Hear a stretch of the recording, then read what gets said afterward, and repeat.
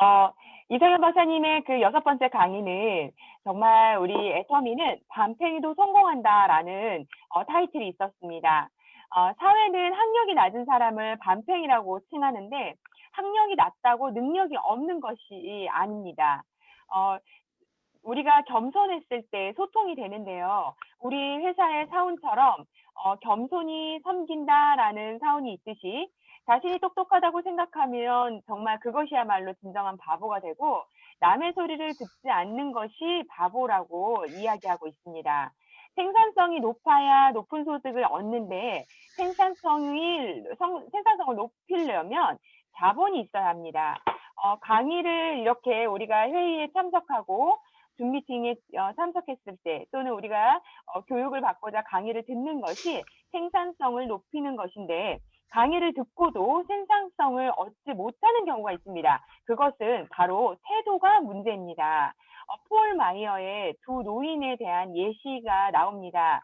두 젊은이가 찾아왔을 때 먼저 어떤 한 젊은이가 이 사는 동네에 대해서 물었을 때 네가 사는 동네는 어떠냐고 젊은이에게 다시 되물었던 그 노인은 젊은이가 보이는 대로 대답하는 것이 다 맞다고 이야기를 합니다.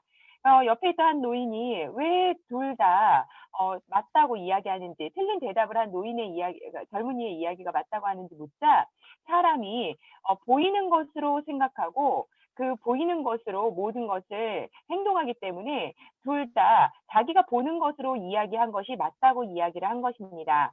헛똑똑이가 성공한다는 뜻이 아니라 학력은 비록 낮으나 겸손한 태도를 보이는 것이 진정한 성공의 지름길이라고 이야기하였습니다.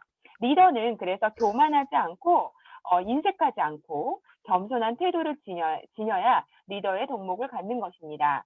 또 성공하기 위한 5가지 필요성을 언급을 해주셨는데요. 첫 번째는 목적이 있어야 된다라고 합니다. 목적이 있는 것이 그냥 목적이 있는 것이 아니라 간절한 목적을 가지고 있어야 된다라고 이야기합니다.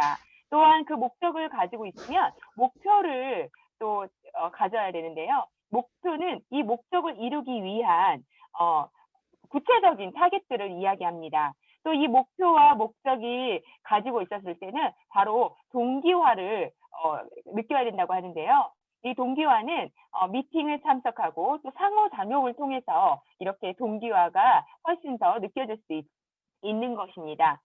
이렇게 목적과 목표와 동기화를 가졌을 때 우리는 학습이 필요합니다. 학습은 세미나를 통하여서 이러한 과정의 반복적인 과정을 통해서 우리는 학습을 습득하였을 때 진정한 행동이 나옵니다. 아무리 우리가 목표를 가지고 동기화가 되어서 학습을 한들 행동을 하지 않으면 아무 소용이 없습니다. 이 행동 또한 그냥 헛되인 행동이 아니라 몰입하는 행동이 필요합니다.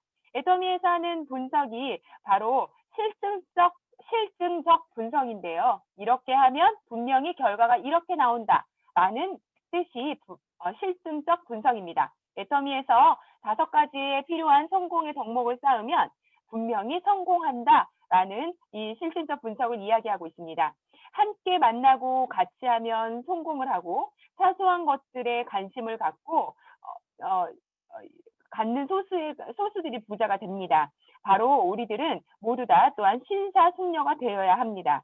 삶의 과정은 자본 축적의 과정이고 뚜렷한 목적과 목표 설정 후 간절함으로 행하면 분명히 애터미에서는 성공할 수 있습니다. 이상으로 자본 생산 소득 6번째 이성영 박사님의 강의의 내용이었습니다. 감사합니다.